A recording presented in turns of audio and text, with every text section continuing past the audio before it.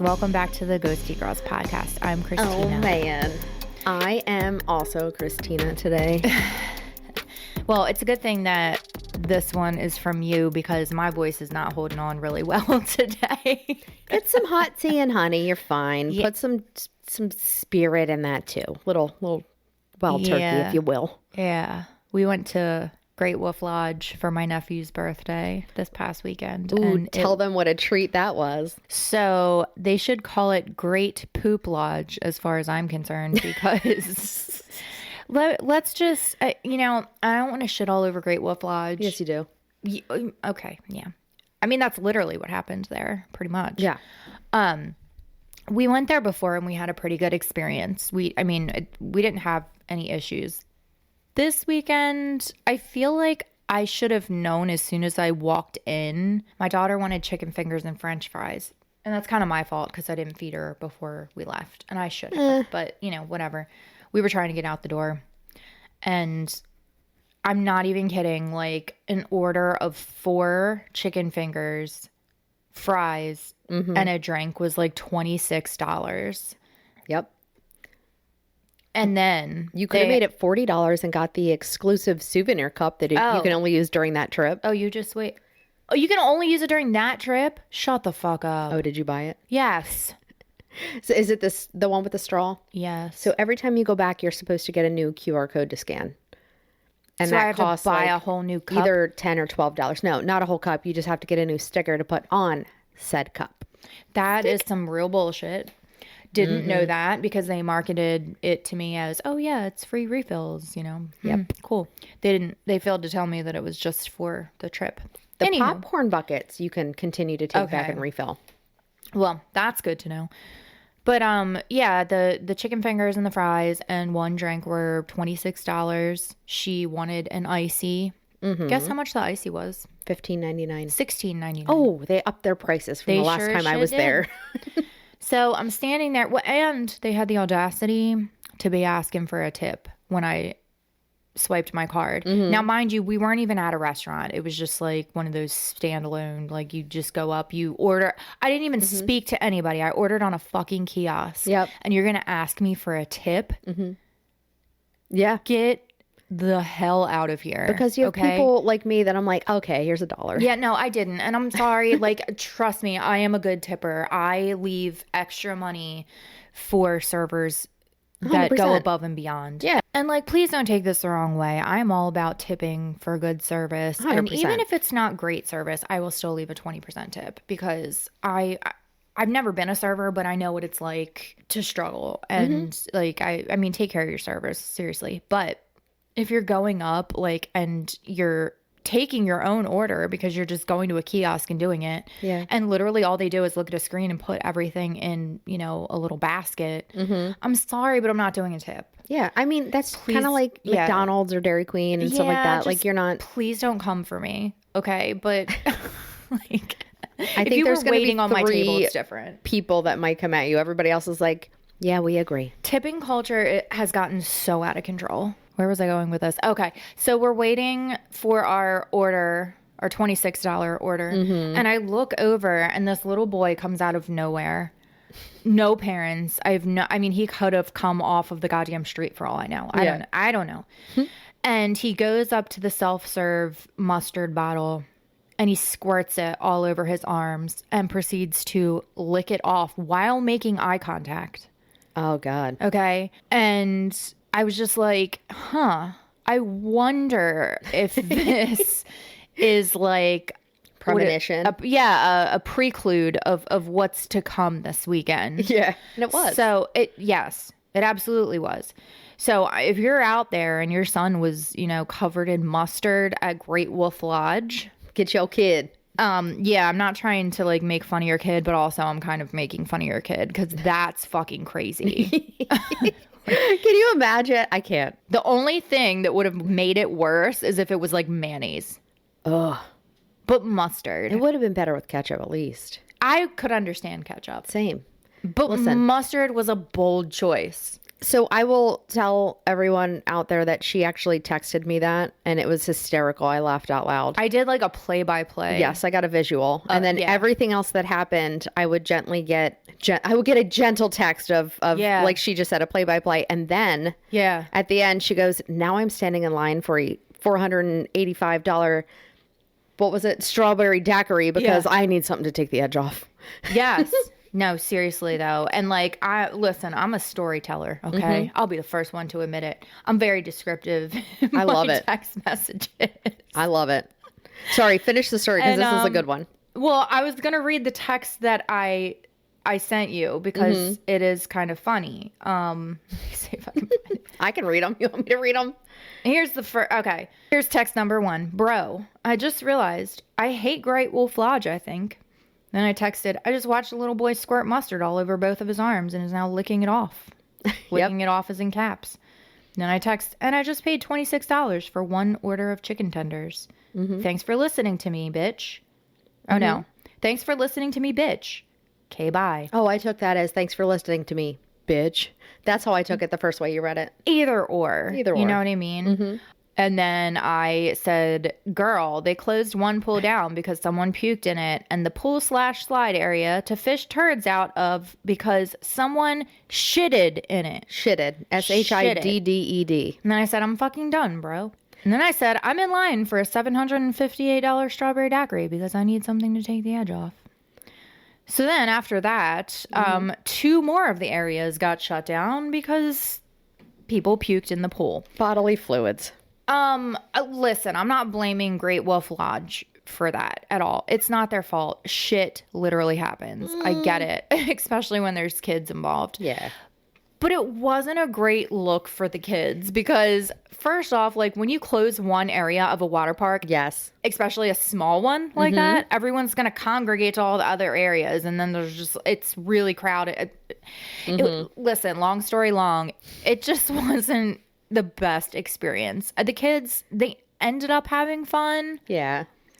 But they probably ended up having fun in the arcade where you had to spend $200. Correct. And then in the rock quarry where you had to spend another $200, and maybe the rope course that's $24.99. Dude, Great Wolf Lodge is literally the biggest money pit. Here, if you have a big family, please tell me, like, because I saw families there that had literally 5 children, and they all had like the $35 bubble wands and buckets of popcorn and all this and all that, and the souvenir cups, which are $19. And I'm like, what are people doing to afford this? I don't know. Is it credit cards? Because I don't understand. Does everybody just have like a shit ton of money and I don't? No. So I don't get it? No. But it's still expensive. When I pay $30 for 2 kids and myself to go in there and like walk around and half of the things don't work, oh, I'm livid. I come back out, I'm like, listen. That was another thing. There were games that weren't working in the arcade. And I'm like, why did I load like $30 onto this arcade card? We blew through it in, I don't know, 10 minutes. Because everything's like, 10 credits each. Yep. It's like $5 to play like Mario Kart. No, but seriously, it really is. It's, dear God, I'm in the wrong career field. I should have opened up a fucking Great Wolf Lodge. But long story long, that was a really, really ridiculous way to say that my voice is a little scratchy today. So 17 hours later. Yeah. Or like SpongeBob, like 24 hours later.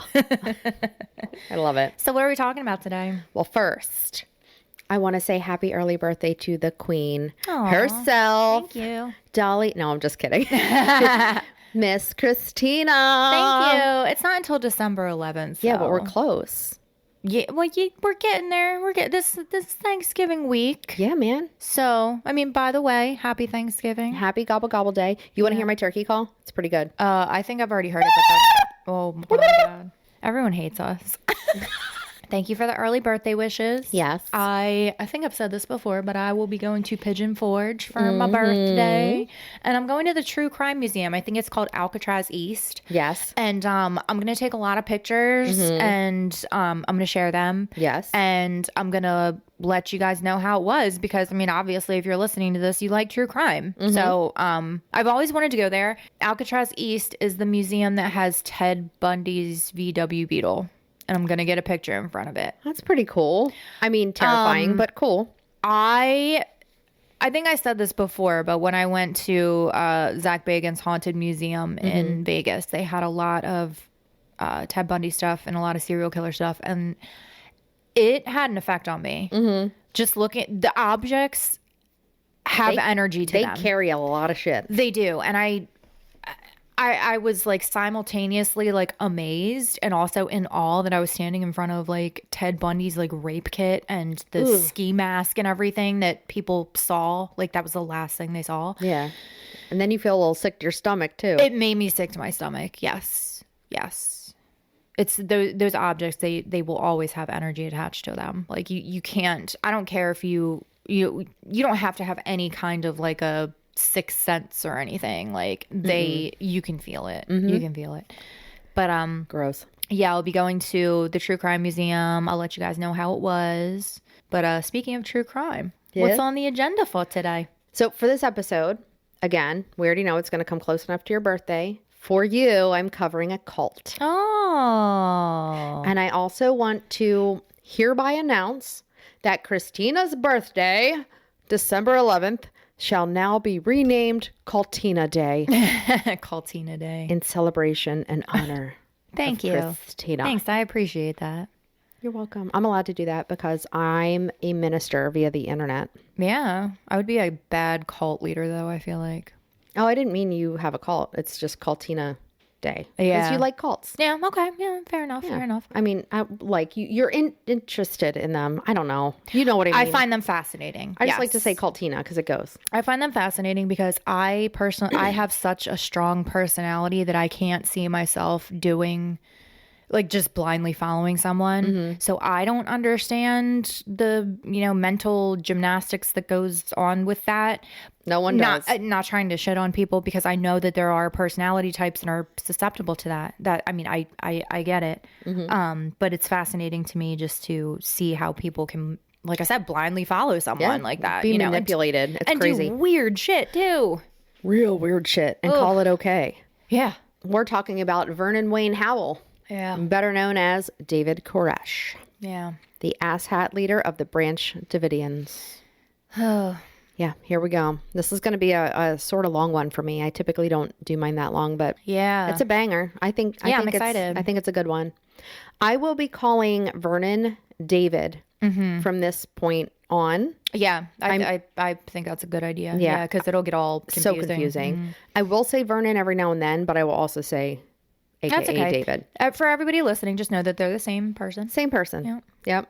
So David was born on August 17th, 1959 in Houston, Texas. Okay. To a 15-year-old child named Bonnie Sue Clark. She was not with David's father, and David never had any relationship with his dad whatsoever. Oh boy. I know. Here we go. His grandparents took him in to help raise him with his mother, and some sources say that when his mom actually did get married, David's new stepfather was not a fan of little David, and he would frequently abuse him and beat him and just be a dick. Oh, for fuck's sake. I know.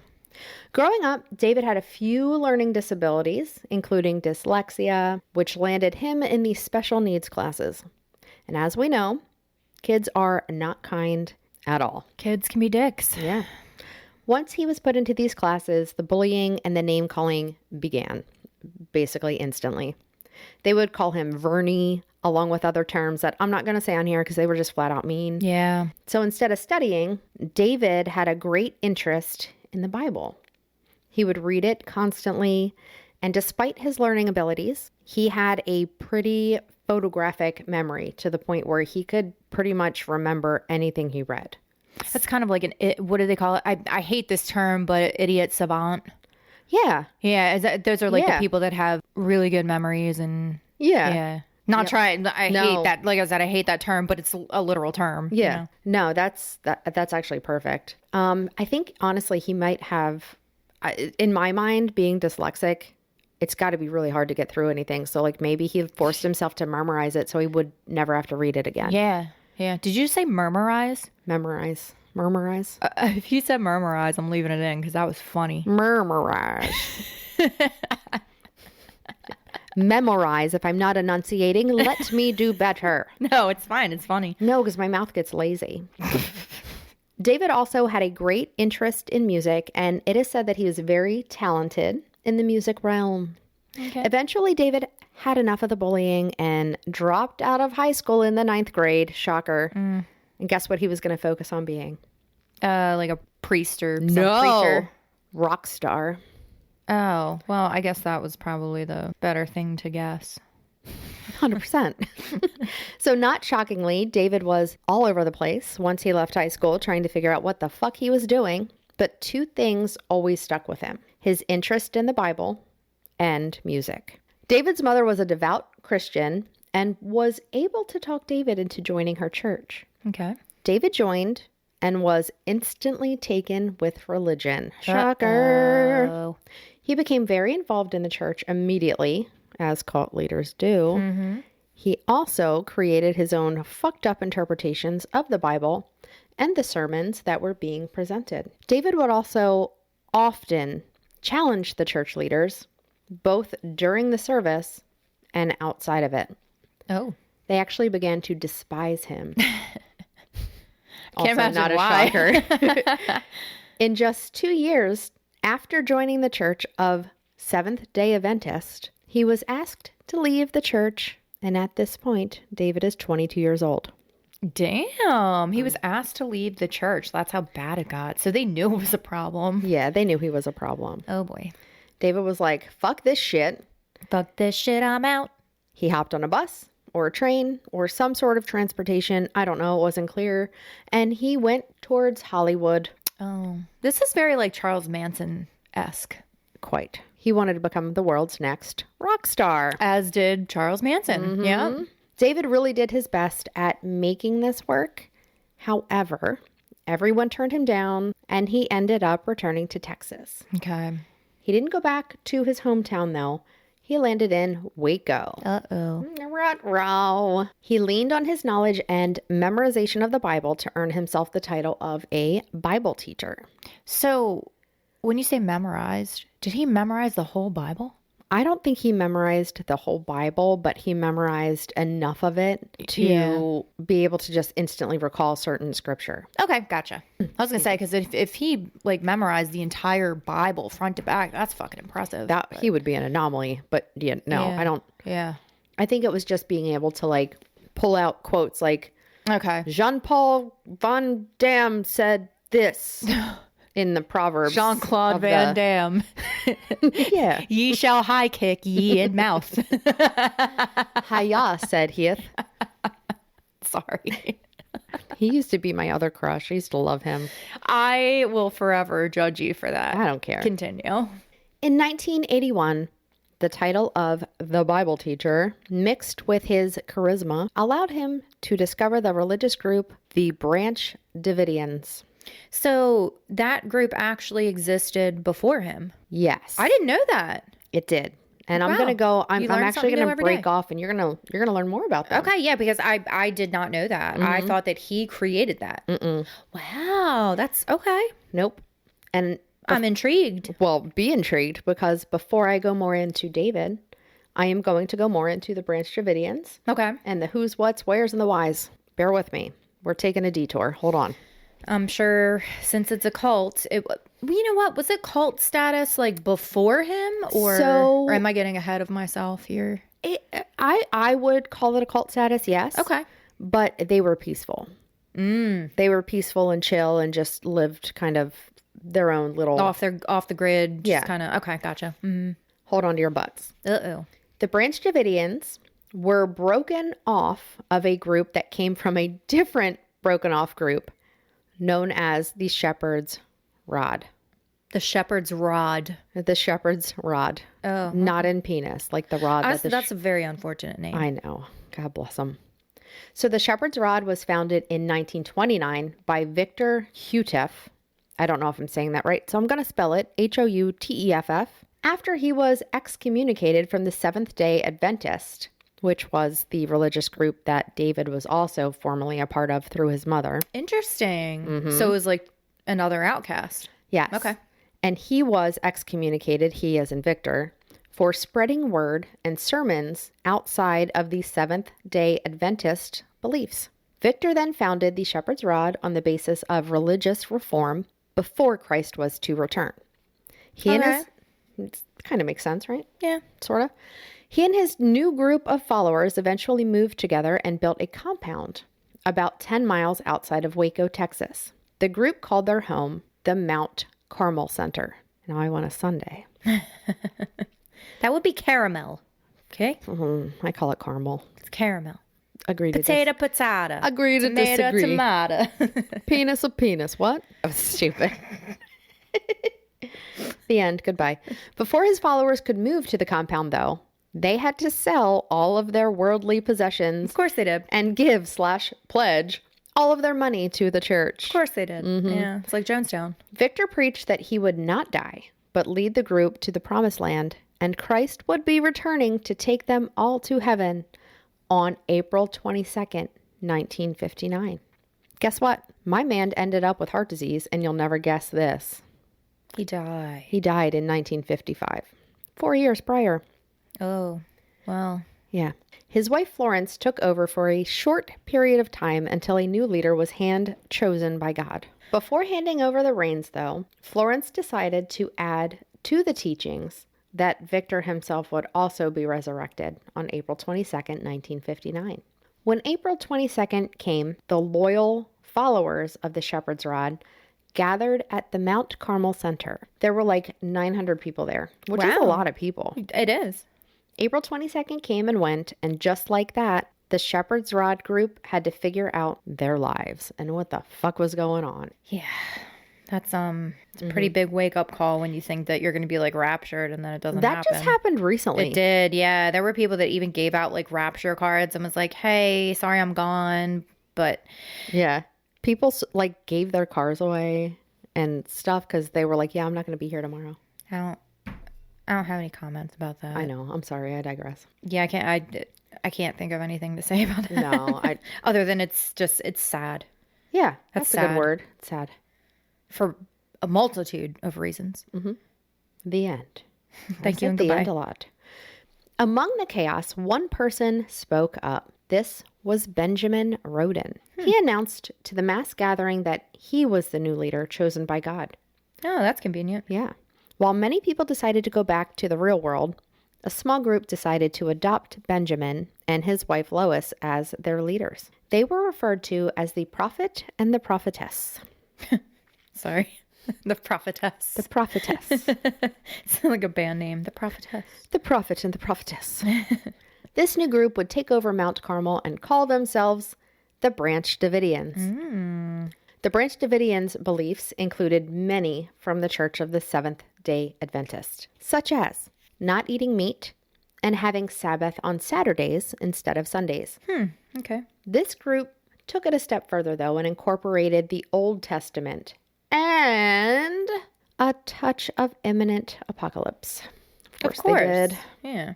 Benjamin led the group for many years and even traveled to Israel, where he was able to establish another small community of Branch Davidians. Wow.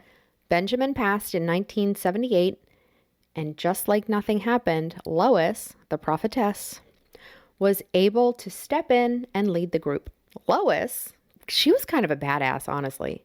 Okay. She incorporated the female essence of the Holy Spirit, and since it was the height of the feminist movement in the U.S., she was able to show how women were equal in religion. Okay. I'm not mad about it. No. In 1979, Lois started her own journal, which shared the gospel and need for women in religion. Lois would also accept any offers from the media to share her views and the beliefs of the Branch Davidians in hopes of more exposure to a wider and bigger audience. As Lois aged, her son began to campaign to take over as the next leader when she eventually passed or was unable to lead. He was apparently a dick, though. So many people just ignored him. Even Lois was like, nah, bruh, that's a terrible idea. Enter Vernon Howell, a.k.a. David. Did I break off from the story enough for that one? But now you have a background. Well, yeah, we needed to have a background because, I mean, I'm sure there's probably a lot of people out there like me that didn't realize that wasn't created by him. I thought it was. No. I thought that was created by him. No. And now I'm going to go into how he kind of was, how he made himself the leader is what I'm going to go into now. That's very interesting. Like he just kind of inserted himself and... Nope. There's more. Guns are involved. It's fun. Oh. Get ready. Okay. All right. So get back to the story about David. It's 1981 and he is a charismatic Bible teacher, remember? He was a leader in the group, but not forcibly once he joined. David would come and go, and it wasn't until the mid-'80s that he would truly, really join the Branch Davidians. When David officially joined, Lois was in her late 60s. She took a real liking to David. Uh-oh. Yeah. He pretty much immediately had her support to be the next leader and also her boyfriend, according to many sources. Oh. Reminder, Lois is in her 60s at this point. David, somewhere in his 20s still. You know, the usual. Yeah, that's interesting. Yeah. This really pissed her son off. I bet it did.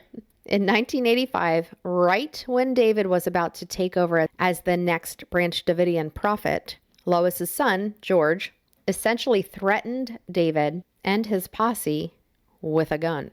Okay. That escalated quickly. Yeah. David then took his followers and relocated to Palestine, Texas. But after 2 years of dreaming about what could be over in Waco, he and 8 of his followers came up with a plan. On November 3rd, 1987, David and his selected team charged the Mount Carmel compound, slinging guns and firing zingers. They had over 400 rounds of ammo, 5.223 caliber semi-automatic assault rifles. Holy shit. 2 12-gauge shotguns, and 2.22 caliber rifles.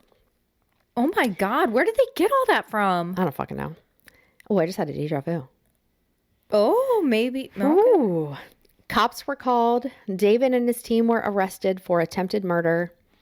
It was a whole hot fucking mess, as you can imagine. I have questions. Don't we all?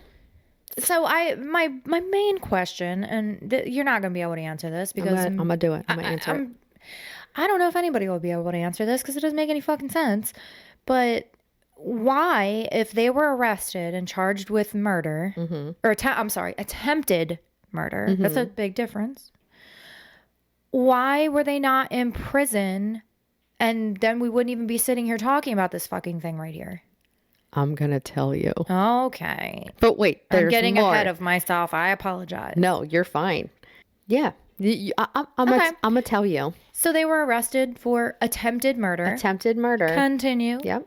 So George, Lois's son, was shot in the hand and chest. However, he was not killed. Now, this is where I believe that the Branch Davidians really took to him as a leader. Him being David. Probably because they were scared. Yeah. Probably like, this guy's means fucking business. He came up and you're shooting people. Yeah. Yeah. Yep. I mean, one of the easiest ways to, manipulate people and to get them to follow you is fear. Threaten them with a gun. And violence. Yeah. Yeah. Damn. So to answer your question, David told the courts that he and his team were merely shooting at the trees to scare George. And they were there to find evidence of corpse abuse to bring to the police. Corpse abuse. You're going to need to, we're going to need to go down that rabbit hole. Whoa, what? That's what... They thought they were abusing corpses? David told the police to get out of jail, essentially, that they were trying to get evidence that this guy and some of his followers were abusing corpses so that they could take it to the police so that the police could arrest him. Right. Yeah. Guess what? I'm assuming that he was let go. Well, his team was acquitted, and David's case was ruled a mistrial. Why do you ask? Because George hadn't paid taxes on the Mount Carmel property and owed thousands upon thousands of dollars. David and his followers were able to quickly raise the funds, pay the taxes owed on the property, and then secure David's place as the new prophet. Are you fucking kidding me? So essentially they paid their way out of trouble. Well, they paid the taxes on it, yeah. It was a mistrial because George owed so many taxes. I don't really understand how any of that works. Okay. But, yep. Okay. So the title of prophet became official for David in 1990, along with a new name, which is when he actually decided to change his name from Vernon to David Koresh. I've been calling him David the whole time, though, because that's what we all know him as. You get it. Prior to David, the group was always very passive. They stayed to themselves for the most part. David led more of an authoritarian style, if that makes sense. David made life on the commune completely separate from that of society at the time. Honestly, this is what I wrote here. That sucks for them. They missed out on some seriously good music, though. 1987. Mm-hmm. Walk Like an Egyptian. Alone. Best song of all time. Oh, Heart. I Want to Dance with Somebody. Oh, yeah. Whitney Houston. It's a banger. Yeah. Anyhow, David believed that by using force to take over the compound proved that force could be used to carry out the will of God and defeating all of God's enemies. David used force on his followers as well in the forms of beatings, food and sleep deprivation, intimidation, and isolation. Because David used force and also taught it, David and the members of the Branch Davidians began to hoard weapons of all sorts. They even made it into a sort of business of buying and selling guns. David also made sure that the Branch Davidians knew the imminent end of the world was going to happen. They just did not know the exact date. That's convenient. Yeah. The compound was very basic. They had no running water, no electricity, and the group had to follow very strict rules and attend Bible study 3 times a day. Oh my God, that's like my personal nightmare. I know. I'm not sure how long these studies actually lasted, but I did read that David was pretty keen on performing songs and playing his guitar at every single one of them. Of course he was. Yep.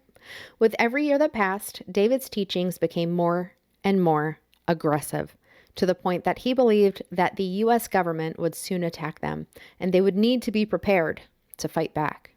Soon, the women of the group could only wear long blouses, no makeup, no jewelry, and everyone was forced to eat bland, terrible diets. Why? I don't know, bro. You're not allowed to enjoy food if you're... You'll enjoy this one. Oh, great. David at one point removed dairy from everybody's diet and was quoted as saying, quote, "Dairy products are made from milk, which is baby food. Milk is what you drink when you're a baby, and we're adults now," end quote. Children and adults alike were berated, beat, and punished over and over if they did anything that David saw as wrong. It became a constant state of fear for many, but at the same time, it's all that they knew. Mm-hmm. If David thought a child had a better relationship with their parent than him, he would separate that child from their parent and put them in a different home. What the fuck? Yeah. This was to ensure that they were being punished enough. Oh my God. I know. It was a sense of everyone was a parent to every kid on the commune. David also dissolved all marriages of people in the group. Of course he did. And the members had to be celibate. What? Yeah. Once he did this, he claimed all of the women in his group were now his and his alone whenever he wanted them to be. Why do cult leaders all do this? I don't know. It's weird. He deemed this, it's kind of like, why is it always the nipples? Yeah. You know? Right. Yeah. He deemed this to be acceptable because he was the chosen one. Yeah. Yeah. Mm-hmm. If they were with him and given his, quote, seed, Ew. They were in the house of David, and that was a privilege. Oh, that's like the FLDS church. FLDS. Yes. The Fundamentalist Church of Jesus Christ of Latter-day Saints. Those are the ones that like approach you in your car. Would you like to come to church with me on Sunday? No, ma'am. I work Sundays, but thank you. They don't just come to your car. Oh, I know. Did you see the sign on my door? Did I get a text from you the other day?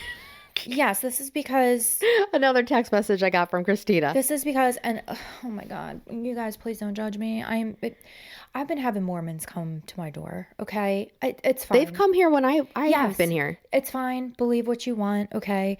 But when you knock on my door in the middle of the day, when I am in the middle of an important deposition prep for my job, because I work from home on some days, and you knock on my door like the motherfucking police, and then I open up because I think there's a fucking emergency, and you're standing there trying to talk to me about Jesus Christ, I'm gonna be a little irritated.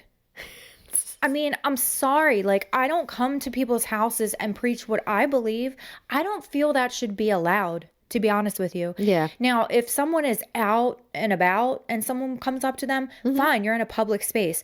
But I want to know. She's clapping, guys. Watch out. Why is it okay for people to come to other people's homes and talk about their religion? Your home is your property, is your safe space. Why is that allowed? I don't know. And that goes for me too. I shouldn't be allowed to go to anyone's house and start talking about the Ghosty Girls Dolly podcast. Parton and shit, like, you know, because that's my belief, you know. Yep. Her and her big old titties. God bless. Amen. Yes. Amen. But, you know, it doesn't have to do with any kind of religion specifically. I'm just saying that because like the Mormons are the ones that have been coming to my house every day. And also when I politely decline and you still are knocking on my door every day, that's a fucking problem. Yeah. Okay. I done told you once. Don't She come has back. aggressive flags as well. I'm really surprised that they come to my door at all because I literally have a sign out front, like one of those yard flag things that Alicia got me that is pink and it has a skeleton on it and it says you would make good fertilizer. Yeah. Okay. My doormat says killer vibes inside and has a bloody knife. Yeah. Why are we coming to my door with religious stuff? Thank you for coming to my TED Talk. I digress. Please continue. What was my response though when you texted me and they were like, it's because they know you need Jesus. Amen. The end. And fair enough. I'm just kidding. Fair enough. But I'm please kidding. don't come to my safe space. I know. And please don't knock on my door. She's back. She's back, baby. Please don't knock on my door like the police. I mean, I'm talking the wall rattled. That's how loud he knocked on my door. I really thought that some shit was going down. And I'm in the middle of a deposition prep. And anywho. Fun. Don't even get me started. There she goes. She's coming again. Drink your damn coffee. Anywho, we all know how cults work, right? Yes, we do. For David, the age of the bride did not matter, of course. Oh, come on. I know, I don't want to talk about it. Why is this another thing? It is said that his youngest bride was only 10 years old. I'm going to leave that right there. I'm not going to talk any further on that. Fucking disgusting. I can't. I know. I want to throw up. Long story long, David was a piece of shit pedophile who preyed upon others' weakness. He used his charisma and knowledge of the Bible to manipulate the scripture to mean whatever he wanted. Everyone in the group was trained on firearms, even the kids, and it was drilled into their brains that they will need to protect the compound one day. Foreshadowing. Yeah. Unfortunately, that day would actually come. The ATF was tipped off in 1992 by a local UPS driver that the group, the Branch Davidians, specifically David, had several illegal firearms. And he knew this because as a UPS driver, sometimes the box would be a little open or it would be leaking that like gunpowder and stuff like that. So finally he was like, something's not right here. Right. So good on him. Like he went to the police, who luckily were not knocking at your door. So the police immediately made a plan to raid Mount Carmel. Wow. Caramel. Surveillance was set up around the Waco property in June. Mm-hmm. Okay, June. I'm going to throw that out there again. June. Yeah, because this is a lot. It's a lot. Yes. The ATF was able to gain a ton of proof to support the allegations and eventually secured search and arrest warrants for several members as well as David. The ATF planned their raid for March 1st, 1993. However, in early February, rumors began to spread through town that David was a pedophile and that he had underage children as brides. Gross. Yeah. The local paper, the Waco Tribune-Herald, picked up this story and they ran with it. Of course they did. Despite the ATF asking the paper not to publish anything as a raid was being planned, the Tribune still ran the story about David and the Branch Davidians, highlighting what a terrible place it was and how terrible people, specifically the children, were being treated. Locals were becoming more and more concerned, which caused the ATF to have to push up their raid to February 28th, 1993. Of course, people can't keep their mouths shut, and a TV reporter was tipped off the day of the raid. Oh, well, that's great. All right, listen to this shit, though. You can't make this up. The reporter was not 100% sure where the compound was. So instead of looking at a map and keeping the raid under wraps, he asked his mail carrier for directions. They got to chatting, and he told the mail carrier what was going to happen. Come on. Well, yeah. Guess who the mail carrier was? Oh, for fuck's sake. David's brother-in-law. I know. It's a movie, but it's real life. Yeah, that's crazy. Yeah. So now the Branch Davidians were well aware that a raid was coming.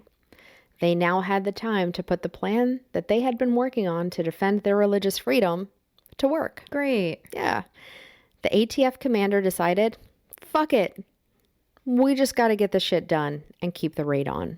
100 ATF officers pulled up to Mount Carmel, and at 9:45 a.m., the first gunshot rang out. Wow.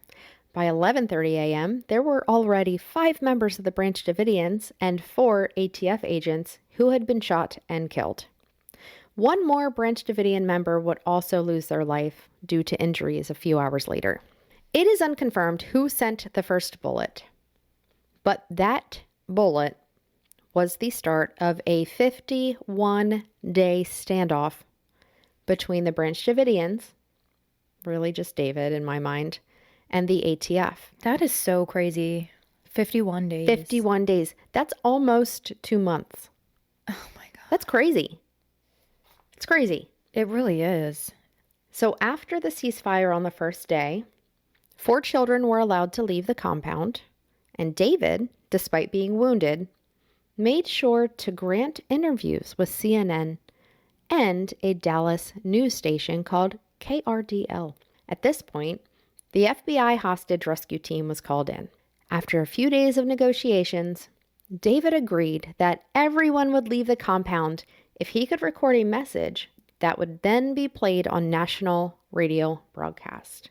The message was broadcasted, and then when the FBI asked for everyone to leave, David told the FBI that God had just spoke to him and told him to stay in the compound.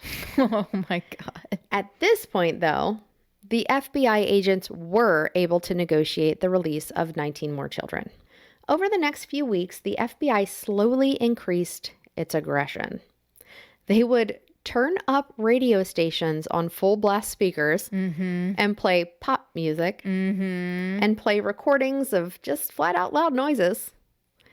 And it was meant to keep the members from sleeping. It was basically trying to keep everybody awake. Yeah, sleep deprivation. Yeah. They were trying to drive them crazy. Yeah. Drive them crazy to drive them out. Yes, exactly. Eventually, David forced 11 of his adult followers to leave in hopes that this would help with the constant noise. These members were immediately arrested and charged as material witnesses. Oh, wow. Along with one of them also being charged with conspiracy to murder. Why? I don't know. Couldn't find anything on that. Interesting. The FBI kept asking for permission to do more, and finally on April 19th, 1993, they got the approval to mount an assault. The first thing they did was blow up pieces of the walls in the main compound. Their goal was to pump tear gas to flush everyone out, and then as everybody left, they would be arrested. Around noon, 3 separate fires were started at different locations in the main building as well as around the compound. Who started these fires is up for debate. Ex-members say that the FBI started them, and the FBI states that they were set deliberately by members of the cult. Either way, the fire spread fast, and as people were leaving, some of the buildings even began to fall in on themselves. Oh my God. 9 people were able to make it out of the fires. The remaining 76 people, which included children, unfortunately, lost their lives by either smoke inhalation, rubble from the building collapse, or they were flat out shot before they could suffer. Wow. The world watched all of these fires become ablaze on the national broadcast as an end to what seemed like a forever standoff. And when the fires subsided and police and the FBI were able to enter, they found among the bodies that of David Koresh. He had a gunshot wound to the forehead and was located in the communication room. It is not known if the wound was self-inflicted or if his members were providing him relief, or if possibly the members were beginning to turn on him. I think he probably did it. I think he probably did it too. The shot to his head was done before the fire engulfed the building. There are, however, mixed reports on if he died before or after the fire actually started. His body was so badly burned afterwards that they identified him with dental records. Ooh. There were a total of 82 deaths during the siege, and 25 of them were children. That's crazy. I hate it. Where are the survivors? They are still out there, believe it or not. Some of them with severe PTSD, psychological issues, and others. I bet. You think? Yeah.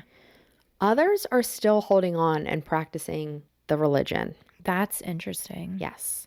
One survivor specifically, David Thibodeau, even wrote a book. And yes, you heard that. Another David. For the sake of my brain, I'm going to call him Thibodeau because it's fun to say. Thibodeau. Thibodeau. Now, we all know I don't read, so I watched the Short News Nation interview with Thibodeau, and it was a little bit interesting to hear his point.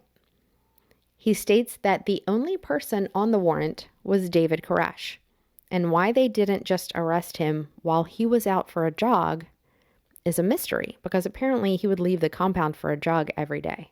The FBI did not have to come in and destroy the entire compound and take as many lives as they did.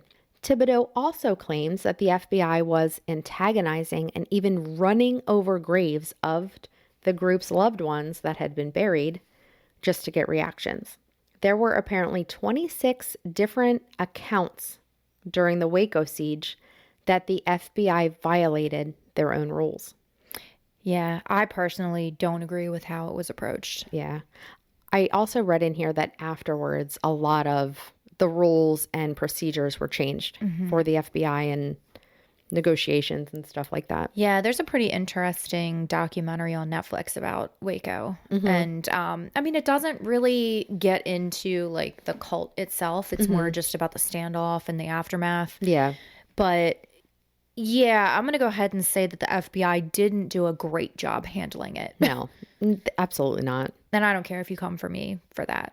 Well, no. They didn't do a good job. It could have been handled a lot differently, and Correct. a lot of lives would possibly still be here. It was children. Yeah. Okay. I know. It was children. The interview, it was interesting watching this interview with Ashley Banfield, the News Nation girl. Yeah. The interview was cut very short because I guess they had another manhunt case immediately come in. And she was like, oh, I'm so sorry. I have to let you go. Like, I don't know if he wasn't giving her what she wanted and it was cut off, or if genuinely like she had to go and she's like, I'm going to have you on again. I don't know. That's weird. But there are a lot of interesting takes and contradictions on his website if anybody wants to check them out. Not saying that I believe all of it, but yeah, I'm sure it's a mix of fact and fiction. Like how it is interesting to see the other side though, you know, to read and see. Yeah. I have reached out to him. Oh, okay. To see if maybe one day he would talk to us and give us the perspective from the inside. Yeah. Will it happen? Probably not, because you're just some bitch. Some bitch. Yeah, that's correct. And no one is commenting, so we aren't getting pushed through the algorithm. People, please just leave us a comment. Yeah. But either who, it's worth a shot. I mean, he's either going to say no. It doesn't hurt to reach out to people. Nothing at all. Or he's going to say, yeah, sure. That's pretty much all that I have on the Waco, Texas, David Koresh shit show. Yeah, that's crazy. Yeah. So, thanks for listening, and I hope you celebrate Tina's birthday on December 11th. Oh, thank you guys. Yes. Have a good Thanksgiving. To you. Just kidding. My birthday is in like 2 weeks. 2 weeks. I know. We still got, I mean, my birthday technically starts December 1st and it ends December 31st. So you have like less than a week. Well, yeah, that's true. That's true. I mean, everyone should have their birthday month. Yeah. You should celebrate for an entire month. Technically, it's still my birthday month then. Happy birthday to me. Yeah, because we're in November. It's still your birthday month. I think people should get more than just one day to celebrate themselves, is all I'm saying. I celebrate myself every day. As the good Lord intended. As the good Lord and Savior Dolly Parton intended. Amen. That's how I imagine she would say it. Probably, yeah. But thanks for listening. Yeah. Enjoy your Thanksgiving. Eat lots of food. Yes. Let's put up a little survey since nobody answered before. Mm-hmm. Fresh cranberry sauce or canned cranberry sauce? Fresh. Canned. However, no. Let me tell you. Have you seen these cranberry candies that people are making on TikTok? Yes, I have, but I'm torn because some people say that they taste like soap. Nope. They're using the wrong powdered sugar. I made them. Okay. I didn't bring you any because I ate them all. Well, thanks a lot, you fucking bitch. I am a bitch, but I'm not mad about it because they're so freaking good. You can't get the cheap powdered sugar because that Is that why it tastes like soap to some people? Or they're buying soap. I don't know what the fuck they would taste like soap for, but like I've read that if you use the cheap powdered sugar, they're still delicious, but they have that like not medicinal taste, but like soapy. It's not soapy. Yeah, you know, like a weird aftertaste, right? Yeah. But everyone at my job is like, "Oh my God, will you make me some?" And one of my coworkers like took some to her daughter and she's like, "Oh my God, they fought over them." And one of the guys I work with is an Eskimo. He's from Alaska. He's trading me fresh smoked salmon for a batch of those. What? Yeah. Yeah. They're that good. They're like currency at my work now. So I have a question because this is another debate that's going on online. Some people say that you're supposed to soak them. Yep. But other people are saying that cranberries don't absorb any liquid. They absorb. So do you have to poke holes individually in each one? Because some people were saying, oh, I poked holes individually and then put my champagne and orange juice or whatever the fuck they put in there. And then other people are like, no, you just soak it and it absorbs it. So what is it? So this is what I'm going to tell you what I did. Okay. You soak them in whatever the fuck you want for 1 hour. Okay. After an hour, they're not porous. So anything they're going to absorb within that first hour. Okay. And then you're done. I put mine in like a mango pineapple orange juice, which is what I had. So I soaked them in there for an hour. Yeah, because I've heard you can soak them in like whatever. Yeah, as long as it's like a sweet. You don't want to do like something sour. Beer. That would be gross. Oh, God. Could you imagine? Anyhow. Ew, that just made my stomach hurt. But really all you want is a little bit of like moisture in the skin. Almost. Okay. So it absorbs the powdered sugar, I'm assuming? It doesn't absorb the powdered sugar. It absorbs a little bit of like whatever you soak it in. And then you strain them. Okay. Shake them a little bit. But you want to make sure that they're still moist. Ew. I know people love that word. Sorry. but they're still like wet on the outside. Put them in a bag with powdered sugar, shake the shit out of them, dump them onto a pan, preheat your oven to 200, bake them for 7 minutes. Bam, you're done. 7 minutes? 7 minutes. 200, 7 minutes. Sorry, I just choked on my own spit. There's such a debate going on like TikTok and Facebook Reels, though, with people saying like, oh, you're only supposed to cook them for 4 minutes. That's the magic number. And then some people are like, no, it's this. And then I don't know. Trial and error. This is like a real like debate with people. I'm telling you, I'll make you some the way that I make them, and they're fucking amazing. They're amazing, guys. They're amazing. Okay, well, you know what? I think I'm gonna have Daddy T pick me up some cranberries at the grocery store and some powdered sugar. We can make them right now. I'll make them for you. They take 7 fucking minutes. Actually, they take an hour. Daddy T, will you get us cranberries? There, he said yes. Yes. All right. With that, we thank you for listening and. See you next Tuesday. Yeah, but don't be one. Love you. Bye. Love you. Bye. Bye.